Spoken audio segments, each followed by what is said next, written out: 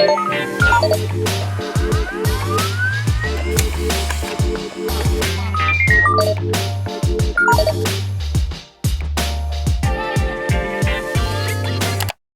everybody, it's Darren Prattley here. Welcome to the Blink podcast, and really excited about our show today.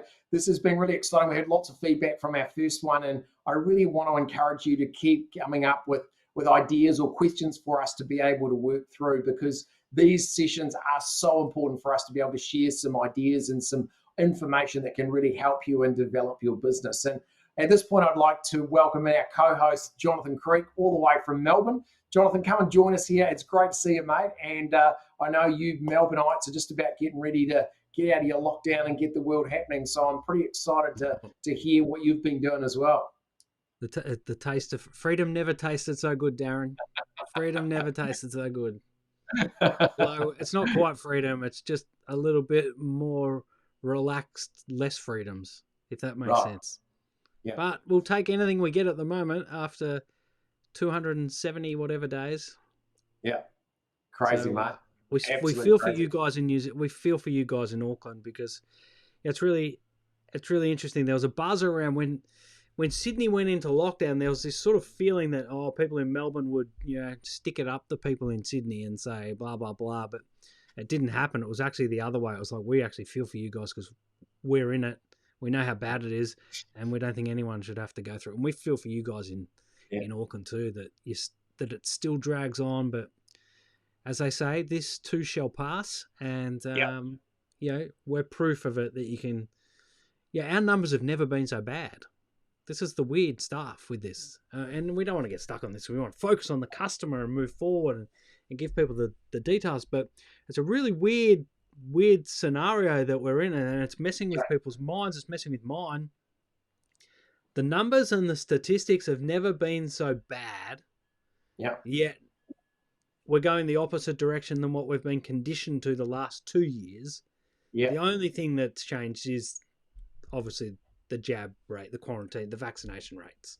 And so that is the answer that governments around the world are using to allow people to go back to business nearly as usual. And so that's the only option we've got at the moment. So we've got to go with it. We're at the same level as that. We're exactly what you've said is exactly where we're at. We're pushing into that vaccination space. We're still in very tight lockdown environments. Auckland has been hit, but the rest of the country still is at a very conservative, pretty easy level, and still living their lives relatively, not normal, but a lot easier than what Auckland is in terms of lockdown. So I certainly, exactly what you're saying is what we're experiencing here. So it's very, very interesting just to hear your thoughts on that. That's for sure. Yeah, there's certainly a buzz around though. Like, people are out and about. The traffic is back on the roads. Right. Sadly, people have forgotten how to drive. That's a different episode altogether. But it's amazing how fast certain skills can deteriorate when people don't get to practice them. Totally. Yeah. It's been unbelievable. And I think that works across business too. And I think that's what we're seeing here is that, we're talking about the customer today. And I think, just as people's driving skills have dropped, I'm seeing people just simple things like their cars are drifting a bit, or they're not taking the corners the same, or they're not judging traffic lights or braking distances as far. I mean, it's all silly little things, but when you add them all up, it creates a bigger problem. And so driving on Melbourne roads at the moment is it's a headache, because we're used to having empty roads and no one around, and now there are people who are struggling with lots of people around. And I think that's going to be the same with businesses, is that you've been focused so much on running your business or keeping your business alive through different avenues, through technology, through Zoom, through all these things, that now that we're going back to how it used to be, I don't think business owners and operators and employees can expect that their skills are going to be back at the same standard that before they went into lockdown. And I think treating the customer is going to be a really important part of that. And that's why we've made it the topic today. And I think it's a smart topic. And I really want to start off, because one of my key topics that I talk about in terms of conference keynotes is understanding your customers leaving. So just getting a sense that your customer is moving further away from you. And I think that's where I really want to start off today, because and I know you see it a lot, is when businesses are trying to connect with their customers and have a stronger relationship with customers, that in many times they're actually not creating what the customer needs to hear or creating a message that is relevant to the customer. And I think we've just got to have a real understanding now that the speed of this customer movement is really having an effect on so many different industries and so many different businesses. And I just think that we just have to get an understanding how that customer has changed so much. So I think it would be really good for us maybe to explore a few key points around, how that customer is changing first of all, because I think that will give us as business owners a bit of an understanding of where we have to move to actually keep up. Yeah, I think it's really interesting, particularly when you bring in not only the environment of the pandemic, but the proliferation or the accelerated uptake of technology. Yep. And the messaging around the technology and how it's sold in, and the premise that people are buying technology and systems into their business. Yeah, it's all about customer. Reach out to them whenever you can, meet them where they are. The ease of communication, scale the way that you can send messages, use chatbots, use whatever's, right? All these things. And that's one of my keynote topics for 2022. True. Yeah, totally. Yeah. I'm still settling on a name.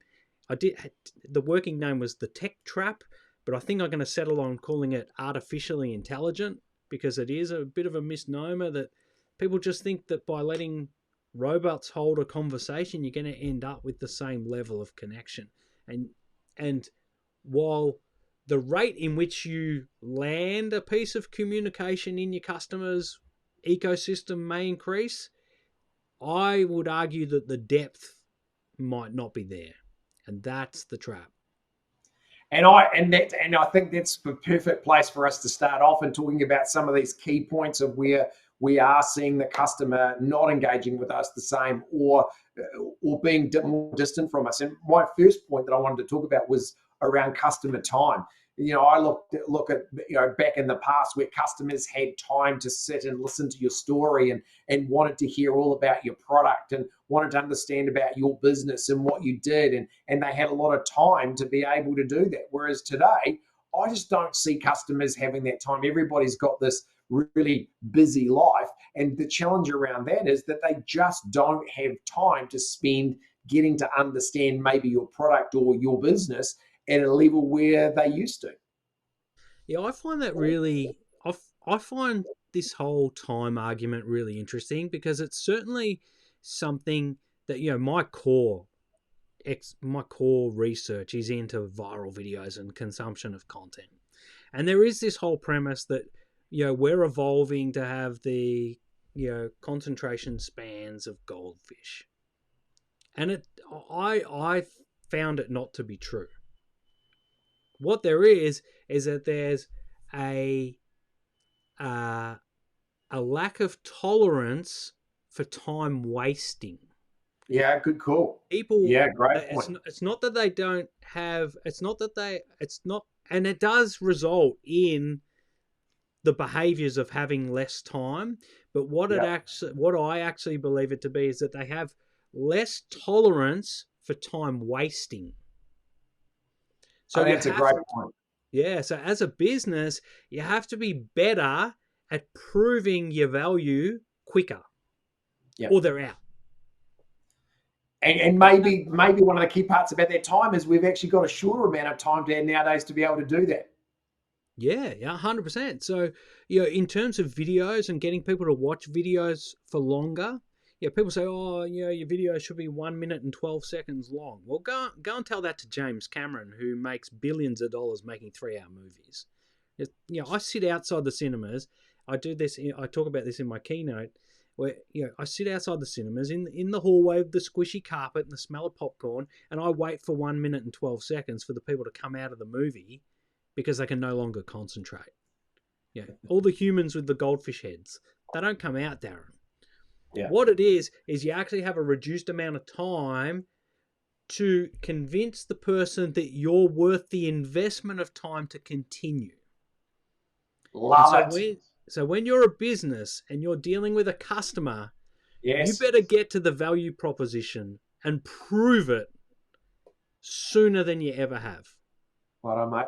That's a great point. Like, take that note down because that's a cracker, right? Well done.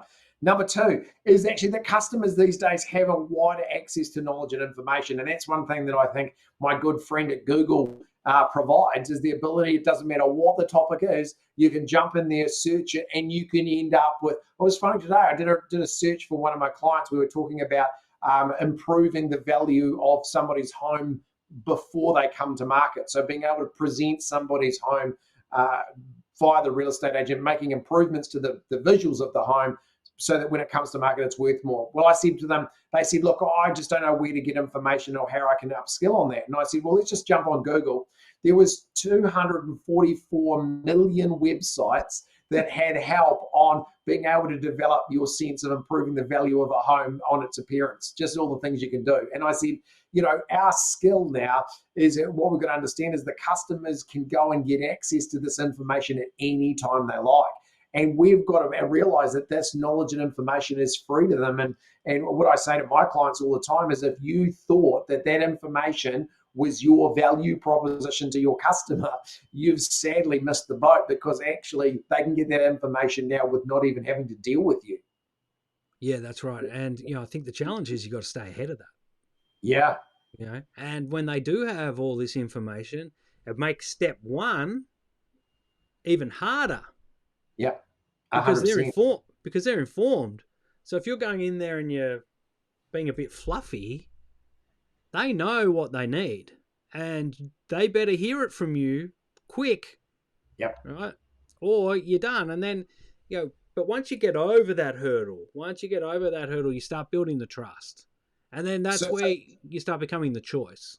Yeah, I love it. Because one of the things that I think we want to talk about in terms of the information and the knowledge, one of the things it's easy to have access to a lot of information, a lot of knowledge, but actually one of the things that you've got to be able to do with that is actually to understand what is appropriate for your need. So what's appropriate for the customer need, just because I've got access to all this information doesn't necessarily mean I'm going to be any smarter about my business decision. It just means I've got access to it. So what we've got to be able to do is to sort out from that 247,000 searches that I've got access to the ones that actually will be of value and actually suit your particular situation. So I think access to information is a big thing the customer has, but our skill as service providers has got to be around which part of that information or knowledge is going to be more appropriate to that particular customer. Yeah, I think that's really, really important. If I was to write another book, Darren, and if I was to start writing it tomorrow, it would be called the Misinformation Era. Because that's what we're on. And we're starting to... You're right. Have you started that? No, I'm going to. Now, just at the end of this, I think it's a great idea. I think about this all the time. I see it all the time. And not just in the political space. I mean, that's where it gets a lot of attention. Fake news and all that sort of stuff. But it actually stretches way further than that. It actually stretches into business. It stretches into advice. It stretches into, I think most people, 90% of the world is so trusting and just happy to go along with things, and that's just how the world is, and they deal with situations as they come to them. But then there's 10%, and you could probably split them into two groups. 5% are warriors who are trying to keep a check on all of this stuff, and the other 5% are the other end of the spectrum, and they're trying to create the confusion because for whatever reasons, financial, entertainment. There are hackers that just do stuff for fun. That's the nature of the internet. And, misinformation is going to be the biggest challenge for business moving forward. So you better start taking control of your own story and your own messaging and your own information, because you can't trust other people. Yeah, that's a good point. Sell it for you. Yeah, awesome. Number three, I think, and this was something that you were talking about before in terms of choice, like customers these days have lots of choice because they've got access to Mr. Google and can find out 10 providers or 15 providers that provide a similar or same product as what you provide. It's very, very easy for them to work out I've got lots of choice. And because of that, that can become a real challenge for many businesses. Don't you agree? Yeah, I remember as a kid growing up in just middle class Melbourne, there was one real estate agent for the neighbourhood. Yeah. That was Stockdale and Lego. That was it. Right. You never saw any other real estate boards on properties at all. Riding the streets on your BMX, as a gang. You didn't see that many. You didn't see as many for sale signs as you see now. But it was always Stockdale and Lego. Right, that was it. I could almost have recited the phone number off for you because that was the only guy. Now, where I live at the moment, I could walk 500 meters up the street. And I do live in an area that has got a bit of a business center around it, but I could walk up within 500 meters. There would be, I kid you not, there'd be 12 different real estate agent offices. Yeah. In 500 meters, Darren. So from a customer who's relatively smart these days, there's my 12 choices, right? And sorry, I haven't even had to go on the internet yet. I've just gone to go and buy a loaf of bread, and I've already got that level of choice right in front of me. And I think it's really important to break down who and how do they make that choice. Yeah. And I think that's probably another story for another day, mate, because I reckon that topic of how customers make their choice and what we need to do to be able to inform them is really important. So I'm pleased you're noting that down. Well done. All right, and my last one. I've got a last one, and what I reckon it comes off the back a bit around that whole area of choice. And for me, it's all about the dollars spent versus the perceived value. And I'm seeing customers these days that are very, very clear about wanting to understand how much they're spending versus what they actually get. And I think for business owners these days, when you're understanding your customers more, they have to be very, very clear about what is the value that they're going to get out of spending that level of money on your product or service. And just the clarity of that now has to be really upfront to a customer, because they're so quick at picking where they're being either sold something or having the rug pulled over their eyes, really, in terms of trying to trick them into making a purchase. And I think customers these days are way too smart for that. Yeah, I think this is a really difficult and interesting concept to approach for business, particularly when you consider how many different businesses there are. Yeah. So, we tend to focus a little bit on real estate because that's where we're in demand at the moment. That's where we're getting a lot of our traction. So you and I, off the show, talk real estate a lot. Yeah. But we don't just work with real estate. I mean, I work with a number of different sectors, and I think it's interesting that what you're talking about is different to each of them.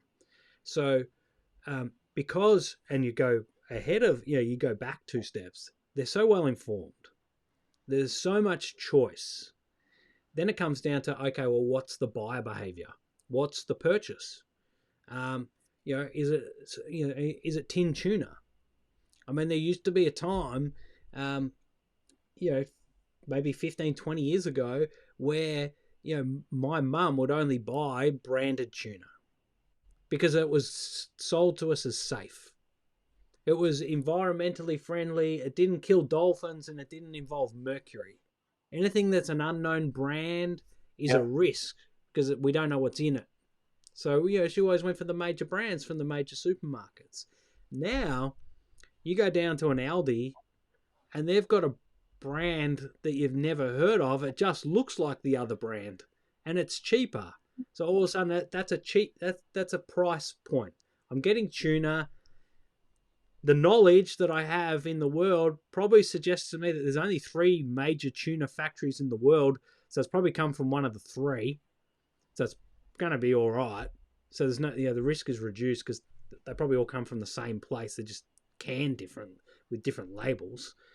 And so then, it becomes different. But then if you go to, the housing market, does it come down to value, or does it come down to the person that you're familiar with or connected to? And I think that's where that whole discussion is, that understanding of what the value in terms of what you're getting for paying the money. And I always talk about it, especially, and let's mention it in real estate, is if you were going into the sale of the most largest asset that you'll ever own and wanting to be able to maximize the value of it, you're wanting somebody when they ask you to pay a 30, 50, $80,000 commission, you want to know you're paying that money for a level of value and skill to get you the best result possible.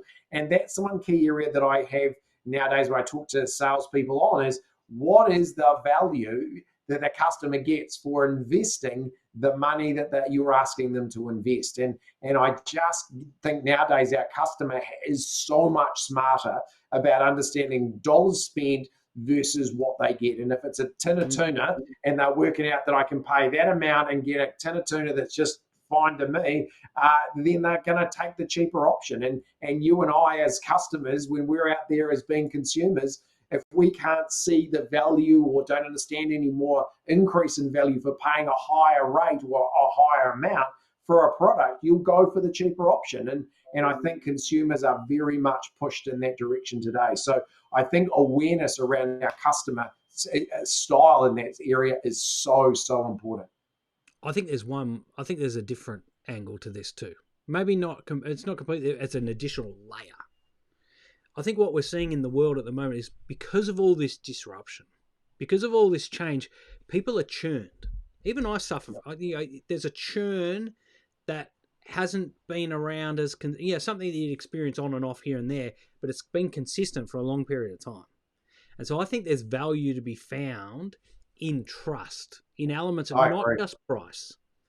This guy, I don't know if he's going to be able to get me the best price for my house or not, but I know him, and I know that because of that relationship, the whole experience is probably going to be smoother. I don't have to take time to interview 5 or 6 others. I don't want the churn. I just want this to be easy. And if it's a matter or a difference of 10, 15, 20 grand at the other end, well, as long as I've had a calm, seamless experience, that's an added value. I think so if the difference was 50,000? Well, here's the beauty of that argument, Darren, is you'll never know. No, but if I'm saying to you the difference was 50, as a customer now, what would your decision be? Because you've got a person that you trust, but you've got somebody over here that may be better skilled at getting you a better result. What are you thinking now? But you never know. Because in real estate, it's like racehorsing. You only bet on one horse. So, if you change the jockeys on the horse, you don't know how it's going to perform, right? But what I'm saying to you is you want the jockey that's won the race so many times before, don't you? Or do you want the new kid out of the block? Well, I think that depends on what sort of relationship you've built and how it looks. I mean, this is a really interesting discussion. This is consumer behavior, and we could disappear into here for 2 hours. I'm very happy to do that. I think this is why there is not one single solution that fits everyone, which 100%. Then takes us all the way back to the 4 points that you make. Yeah. Understanding your customer, these decisions that the customers make come into play from your business. And even if let's stick on real estate, okay? If you're an owner of a real estate agency, in your sales team, you don't want to have 10 guys and girls who are all the same, right? Because you will then only attract listings that will lead to sales from the people, the customers that we're just talking about, that focus on the one thing. Let's say you got 10 alphas, and all they do is churn big numbers. I'm going to cut and thrust big numbers. I'm going to squeeze as many dollars out of the stone. It's going to be a bit rough. You're going to get some phone calls from me about your front lawn not being perfect, or letters, junk mail in the letterbox. It's going to be a bit of a rough ride, but I'm going to get you the absolute premium price. But if you've got 10 of those in your real estate agency, you're only going to get customers that are attracted to that type of person. For sure. So in your team, you need to have a mixture so that you cover all the customers who have all different decision patterns and choice patterns.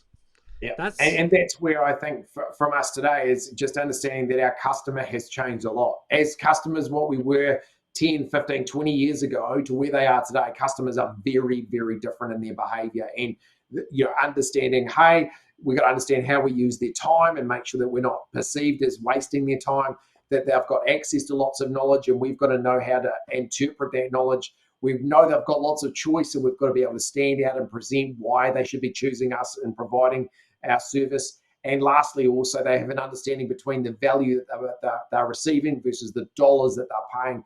And those are the key areas that I think we've got to be really conscious of and aware that our customer has shifted. But the next part I want us to move, so I want us to go past that one more step, and I want us to have a think about actually how we're now having to deal with customers a lot more. And one of the ones that really comes to me often is this area of how do I connect and how I should be connecting with my customer. And I know this is an area of your specialty because the way you sit up in my seat is key. Look at me sit up taller in my seat for this. Because this is you, right? This is one of the key things that you look at is what are the mediums that we should be using to create that connection? Because I want to start there and talk to you about there's so many different electronic formats or different ways that I can connect with customers. How do I work out which ones I should be using and why? How do I make that decision? Well, it comes down to who your customer is. Right. You got to connect to them where they are. You can't invite them or ask them to come to you. Because you're already asking them to clear a hurdle that will probably knock out the first 30%. Right. And if, I keep going back to real estate and I've got to break this. I've got to break it because that's all I really think about at the moment. Is that brands that have tried, and so many brands have tried to build their own platforms, particularly sporting brands, like big sporting organisations, Manchester United, Liverpool, all the NFL teams, they've all tried to build their own social media platform to bring the fans in and interact with the players. Right? And it never works. The amount of money that those guys have had to spend on this stuff and to get it right in an area where the fans are actually true fans, they're fanatics, and they'll get a handful but never enough to sustain it. So what you got to have in your mind in business is that people are never going to come to you. You have to go to them. And this even reaches through to things. Sorry, can I just get you to make that point again, Jonathan? Sorry, what was it? Customers are not going to come to you. You always have to go to them. You have to go to them. You have to go to your customer. Nice. You have to be proactive. And this even stretches onto things like Facebook. So you've got brands, and what's the first thing a brand does, Darren? You're starting Darren.com tomorrow. What are you going to do on Facebook? Oh, let everyone know that I've just started up a new brand. And here's my page. Yeah. Come follow it. And how many people follow your page? Oh, not many, which is a bit concerning, really. Yeah, because people go over there and there's only 12 people, and there's 4 accounts called Darren P, and then there's your kids. And my mum. And a couple of your mates. Right. And the designer who helped you build your website, he's gone there just as a favour. And so people are like, I don't want to be here. This is an empty hall. So you've got to go to them. And this is the problem. Like, I operate, I've got a Facebook page. I've got, 600 people on it. Not many. But that doesn't stop me on my personal profile from going to the people that I work for, going to my clients, going to my customers, and so building the relationship there initially with a longer term plan of saying, hey, if you want to connect with me and stay in touch and have a strategy around nurturing that relationship, then they just naturally move over to the Facebook page. They naturally move over to me once they understand that there's a value in having me in their ecosystem. They then don't want to lose me because we know it's noisy. And there's so much information out there. When they find someone that has the information to solve the problem that they have, they cling on to you and they don't want to let go. Nice. But they're not going to cling on to you until they understand the value. Yeah, okay, got you. Yeah, that's real good.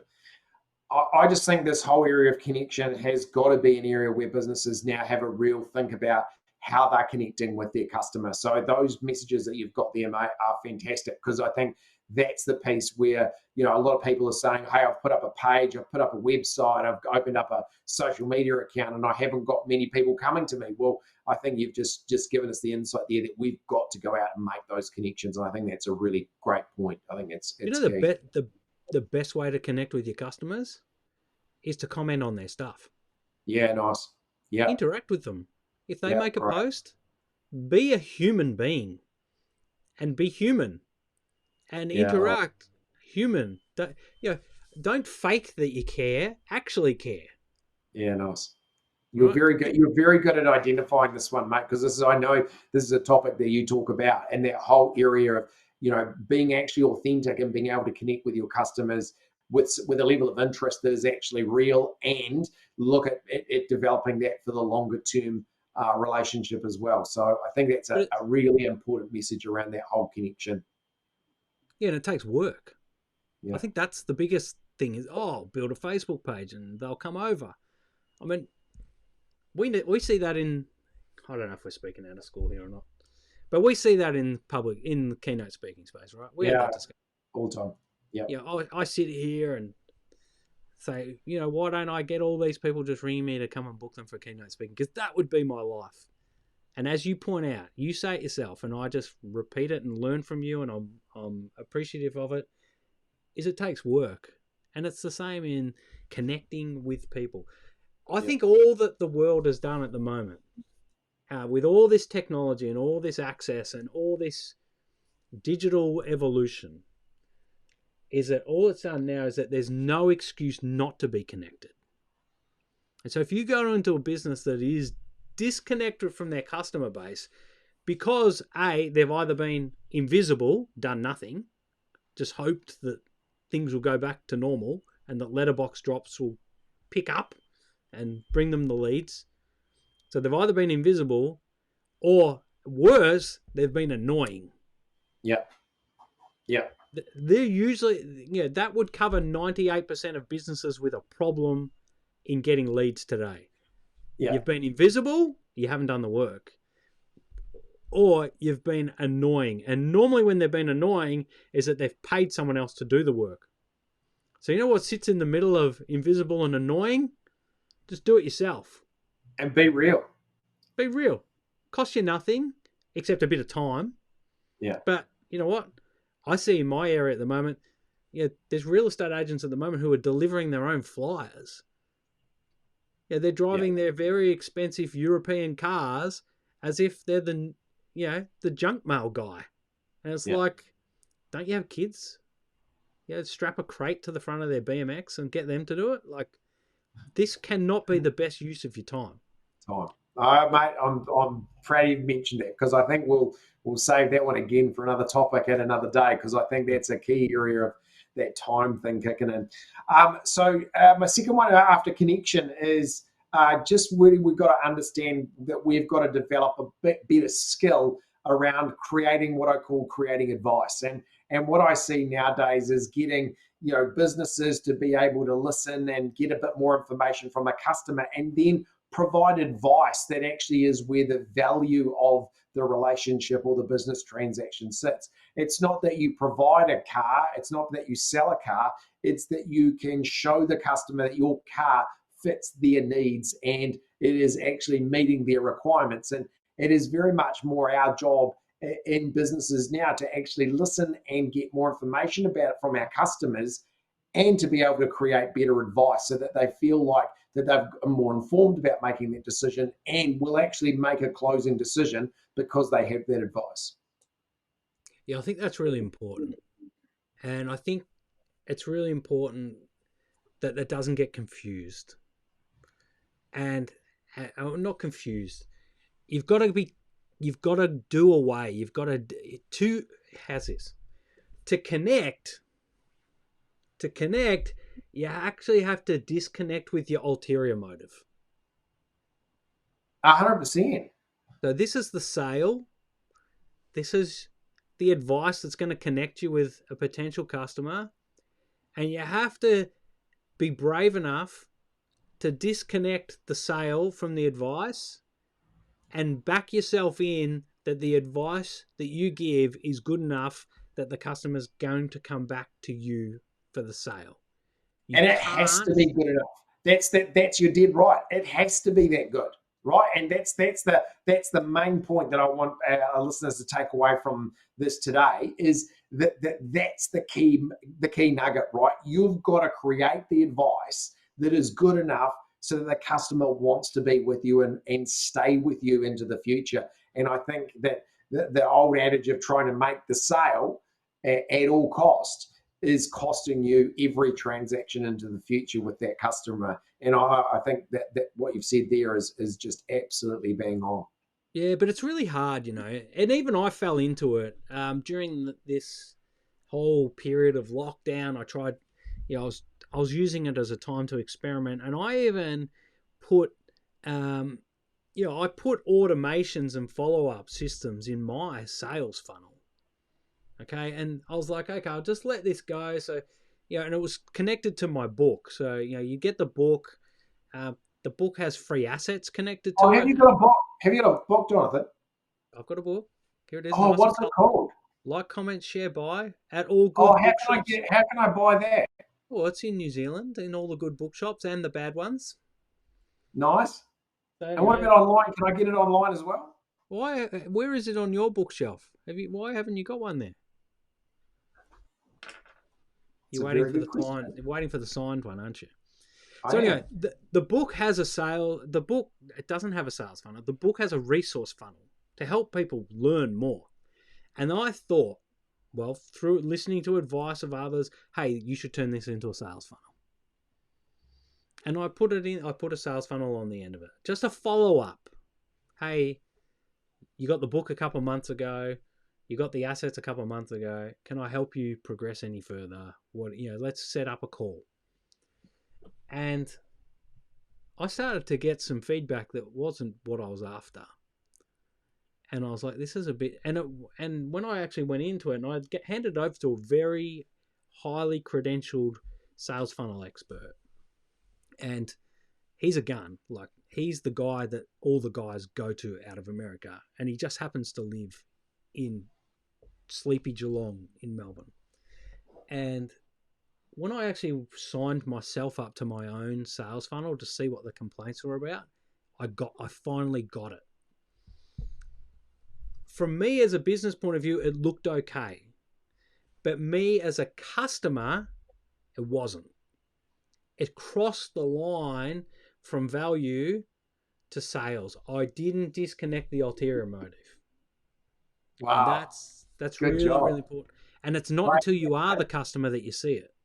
And I think that's a fantastic point to make, is your ability to be your own customer and actually understand what they get from a customer perspective. I think that, and that's got to be a big part of the skill pattern when it comes to creating that advice, is we've got to make advice genuinely to help the customer and actually help them be successful in the transaction to get out of it what they want, rather than what we want out of it. And I think that's a really good area to have a think about. So if I was going to dig deeper in this topic, because I think just before we finish off today, I'd like to cover off a couple of these key points. Yeah. Where we want to develop more skill and create better advice, there's a few areas that I really think you've got to focus on. Number one is you've got to ask way better questions of your customer. That questioning has got to be really, really clear so that you are getting the information that helps you create the advice. If you don't ask good questions and you're not getting good information from the customer, it's really hard to give them advice that actually is specific for their need. And we see it, don't we? You can get so caught up in what you've got and the skills that you've got that. And I think coming out of a pandemic, coming out of lockdowns where you haven't interacted with people, and this is what we're talking about at the start, your skills are dropping off a bit and you're all amped just to get out there. And the advice that we give is, don't sit down and try and sell what you've got and explain it right off, straight off the bat. The best way to go is to sit back, take a breath. There's a real trick. Squeeze this bit of your hand, because that will bring you back to where you are. It's a trick that I use. And then ask your customer. Ask them how they're going. Yep, love it. Start with them. Don't try and ram the solution down their throats. So number two, as part of that, is having good questions. You need to actually be defining their real need. So this is not just defining what they've said that they want. It's actually really digging down a bit deeper to find, is that exactly what they want? Is there any things behind the scenes that you need to know, and to make sure that in your advice, you're covering off? So you have to actually define the real needs. And I really challenge salespeople often in this area of, actually don't just take at face value what the customer says. You actually need to dig down and define actually what their real need is. And that's a big learning for many salespeople. And I think that's really interesting, that as a journalist, and I spent 15 years as a journalist, is that you didn't get the question, you didn't get the real answer that you're after until about the third or fourth question. You got it. So get really good at your questions, but you're not really, if you get really good at your questions, you're not going to get the answer out of the first two or three. It's going to be the fourth. So one of my soft skill sessions that I do with real estate salespeople is I do a thing called Question Cubed. So what it basically means is that they have to ask 3 questions on a particular topic. So basically digging down the rabbit hole a bit further, because actually trying to find what the information is before you even go into the path of saying to the customer, hey, this is what I think, or this is my solution. You have to do that question cubed. So 3 questions before you ever provide us any solution on any topic. So actually defining that need for me is really important, number 2. Number 3 is creating solutions. And what I'm really wanting to emphasize there is the S on the end of that, because it may mean that you need to create 2 or 3 solutions to let them look at the different solutions to their problem or situation, and then get them to make the choice based on what their needs are. And I think that creating that solution is, many salespeople will or many businesses will provide one solution. And the problem with that is that you've got to give people that choice or that sense of understanding of where the variations are in that decision. As soon as they have the power of making that decision, then they'll choose the one that they want to go with. And I think that ties in so importantly to the previous one, right? Yeah. Unless you are absolute, Columbo investigator or whatever, unless you're FBI trained. And I've actually trained with the FBI around questioning people and getting solutions. And it's amazing how good humans are of avoiding real answers if they don't want to give them up. They're so good at it, at avoiding what the actual problem is. So unless your questions are really good, you're not going to get to that true problem of which you need to design the solution. And the other thing is, you never know everybody's story. You never know the whole scenario of everybody's story. So you need to give multiple solutions to give yourself a chance. If you're just going in with one solution, it's like you're a baseball bat. You're at the baseball home plate facing a pitch, and you've got 1 strike and everyone else on the team's got 3. That's it. Agreed. So the next one is, if I know the solutions and I've given the customer the solutions and I've given them some options and they make a decision, what you then have to make sure is that you are brilliant at the execution. So you are execution perfect, because again, and we said this right at the start about how customers these days are very, very quick to be able to pick someone who's wasting their time.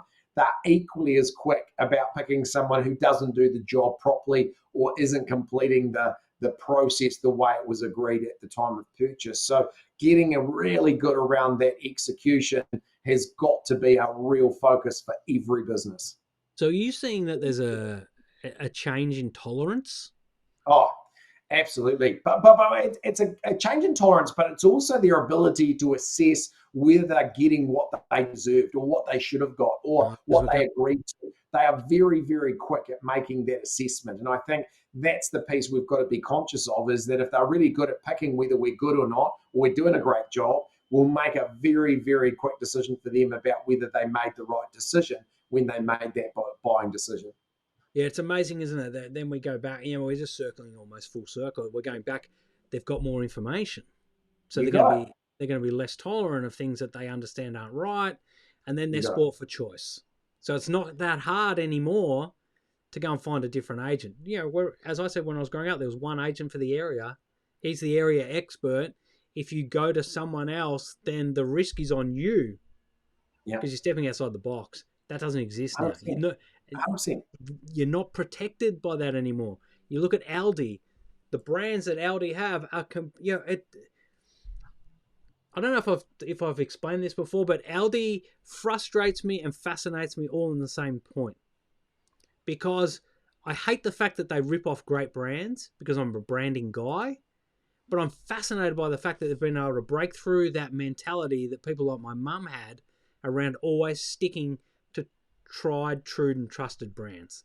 They've broken down a consumer behavior that was time tested for decades, and they've smashed it. Yeah. It's fascinating what's happening in the world with that. So off the back of making sure you're really good at your execution and provision of your product and making sure your service is exactly as the customer expected, one of the things that I always say at this point is how many businesses have the ability to review their execution. So that is their ability to go back to the customer after the transaction and say, hey, I'd love some feedback. How did we do? And be genuine about accepting the feedback and getting the customer to actually give you more than a tick box or a yes or a no, to actually give you some context of going, how was the service delivered? Were they happy as a customer? And is there anything that we could have done better? Because as soon as you put that in place in your business, you have the ability to keep improving the quality of your service. And that for me is something that many businesses either do but very ad hoc, or actually are very disingenuous about getting that, because what they do is they ask for the feedback, the customer gives it to them, and if it's not what their business wanted to hear, they very quickly push it aside and move on to the next transaction. And the effect that that can have on your customer is simply massive. So just being able to review your service, how could I have done it better, and make sure what are the items that I could have done better are implemented back into your service so that the next customer receives a service proposition that's even better than before.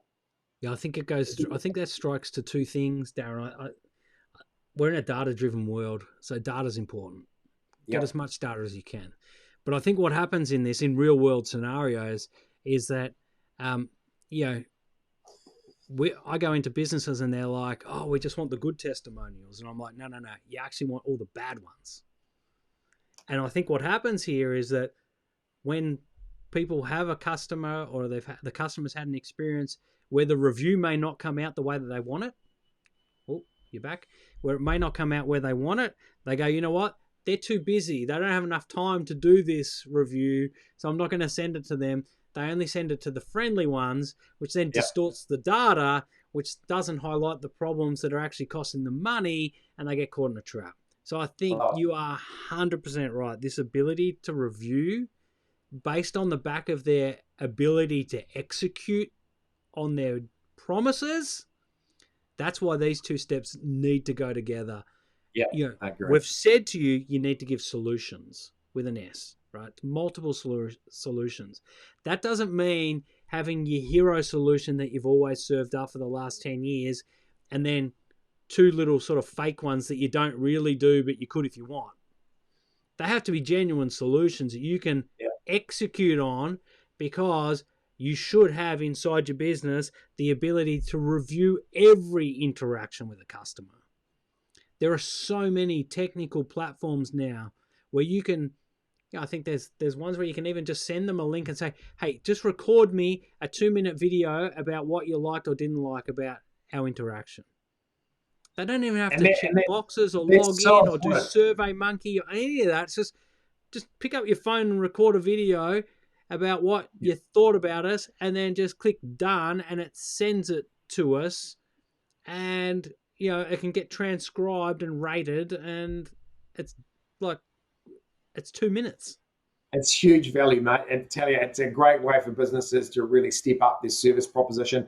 And I want to finish off today by just this last one, which is our number 6 in terms of creating a better proposition to our customer. And for me, it's our ability to keep connected to customers that we have transacted with in the past. And this is my big bugbear when I go into businesses, and you'll hear me racking up the room when I have situations where clients have paid $50,000, $70,000, $80,000 in fees or product purchase, and the business hasn't kept in touch with them over the last year or two.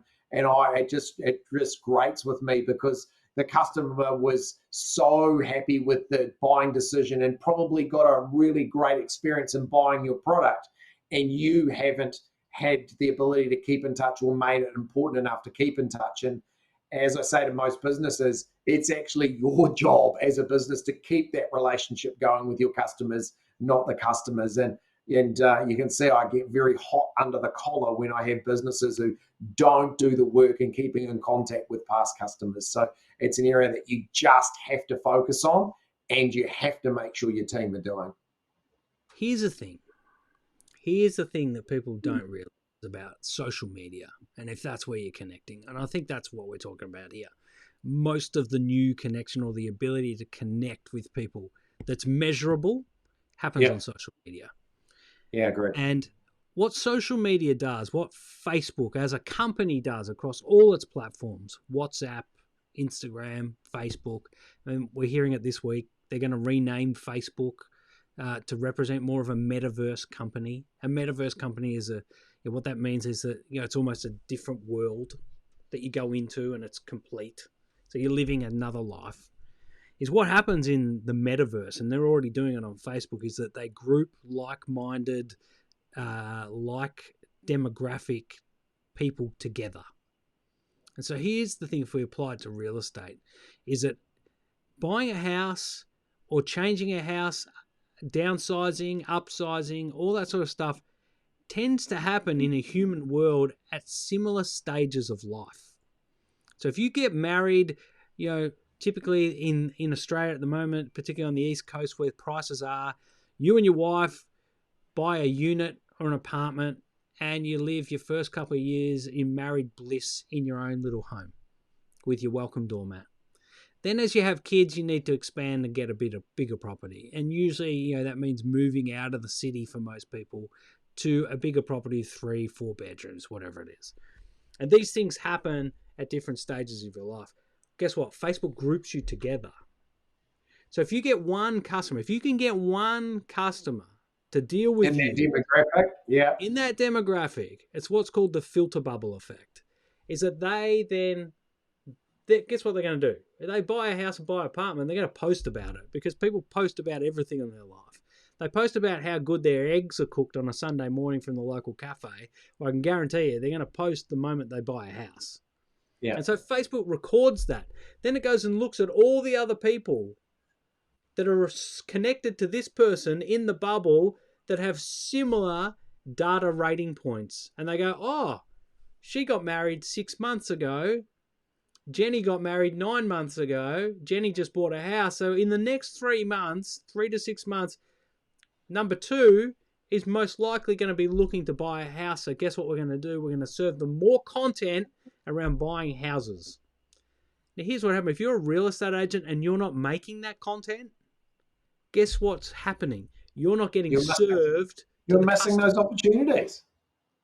But the other thing is, if you keep in touch with Jenny, who had a great experience, and you give her content that she can then interact with, Facebook will then serve her interaction to the person, and it goes as a peer-validated recommendation, which then science tells us increases the chances of number 2 reaching out to you by 5x. And if you don't think that that can benefit your business, a peer-validated review of, I had a great experience, this person got me the apartment of my dreams. Hey, Jenny, number 2, we're already friends. Yep. Facebook's just going to serve you. You don't have to do anything. You're home. I mean, that is the importance of this relationship marketing and understanding how these platforms work. And it really frustrates me when I think this week, Darren, I've had 15 different real estate brands drop something in my letterbox. That's not a connection. You're not connecting with me. We're not building a relationship. I'm putting your flight in the bin.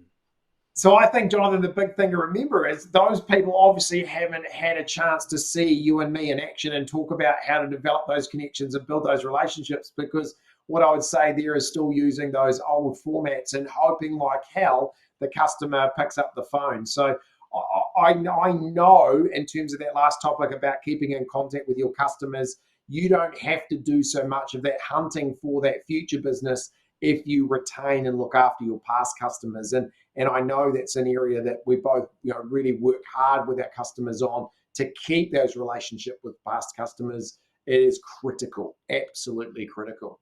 It's like a snowball. Yeah. You've got to push it uphill to start. It's hard. This is the thing. I think this is the mistake that people make, is that people have been sold that social media marketing is easy and that it should just happen. Because when it started, it did. So, there was a time, say 2009, 2010, where if you made a half decent video, it did go viral. It did get watched by a lot of people because there wasn't a lot of other content out there. Yeah. People ran out. There was a time when I ran out of videos to watch on YouTube. I'd watched every video there was. There was nothing left. So the moment a new one got posted, I'd watch it, and so would a whole lot of other people, because it was the only new thing to watch. Social media has evolved past that now. You can't just post or comment and hope that it works. You've got to put the work in. And if you put the work in now and you push that snowball to the top, when you get to the top, it goes downhill on the other side and it grabs its own momentum. Yeah, nice. So you've got to put the foundations in now around these relationships. Yeah. So I think from different life eras. And then, in 12, 24, 36 months, that work will start to come back. It's a midterm game. It's not a short-term game. And that's the problem. Social media is sold as a short-term solution. Hey, post something, boost it, cheap spend. It'll come, you'll get $100 million in your bank account by tomorrow. That's not, that works for some online Facebook salespeople. But if you're taking a brick and mortar business and taking it to social media, the evolution of the relationship between the business and the customer hasn't evolved as quick as these businesses built for social media. Yeah, right. And I think that's the piece for me in terms of finishing up today. The discussion that we've had around the customer, I think, is just so critical for businesses now to become very aware that our customer has got to be valued. We've got to own it, and we've got to go and really chase them to have that relationship into the future. And I think when you look at those key points that we've made today, I think for businesses to go, actually, we've got to get serious about our customer proposition. We've got to really understand our customers better, be able to put a better plan around them, and make sure that we're going to really provide a much better quality service to hold those customers into the future is now just a minimum requirement of business. And I think those points that we've made today for our listeners is going to be absolutely valuable if we can start to put that into place in your business. So from everything that we've discussed, Jonathan, if there was a couple of things from your perspective that you would really want to emphasize from today? Well, I just think if we go through those points that you made at the end, so the better questions, the defining the needs, then creating the solution, then being great at your execution and practicing that, I think that's the point. Yeah. You're gonna have to revisit these things after this break. We've had a break. We've had what they call the great reset. So you've got to practice those executions. Then you've got to give yourself the ability to review so that you know if that practice and the work you're doing is actually improving you. There's no growth without measurement. There's no you've broken the 100-meter speed record unless you knew what the record was before. But you only know if you're getting faster if you knew where you were. And then I think in the end it's relationship, but I think it all comes down to strategy. You've got to have a strategy in place to address all of those areas. If you don't map it out, you don't have a strategy, then you're just going to be doing it ad hoc and inconsistently. And if you're inconsistent, you lose trust. Love it. Mate, that's awesome. Strategy. So cool. So I just want to say, hey, I hope that's been of real help to you. I know there's some really great takeaways in that conversation today, and it's really great to be able to tussle these ideas and bounce them backwards and forwards, because it really does get to the depths of some of these questions where we need to go, right, these are the steps that I need to take and put in place. So my just real push to you for watching today is take some of these lessons, apply them to your business, make them real actions and things that you're going to do, because these are the changes that will move your business forward, create more success, and is certainly going to build a better business. So again, Jonathan, thank you so much for being with us. It's wicked to be able to share our and challenge each other's ideas, and to be able to come up with a better a solution for our customers. And just want to say thanks very much, and looking forward to catching up with everybody again in our next episode. Yeah, no, thank you, Darren. Another great episode, great insights. You're a legend. All right, mate. Take it easy, and we'll see you all soon. Thanks so much. Peace.